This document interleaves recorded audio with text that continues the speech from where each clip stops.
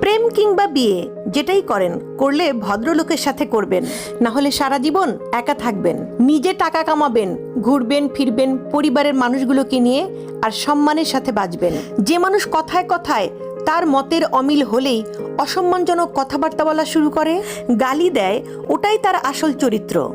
এমন মানুষগুলো খুবই ভয়ানক। যাদের মধ্যে নম্রতা ভদ্রতা আছে, সে গালাগালি করে না বা অসম্মানজনক কথাবার্তা বলে না। যারা আপনাকে সম্মান করে না, এমন মানুষগুলোকে ছাড় দিয়ে যত চলবেন, ভালোবাসা দেখাতে যাবেন, তাহলে নিজের লস। এরা আপনাকে মানসিক রোগী বানানো ছাড়া আর কিছুই দিতে পারবে না।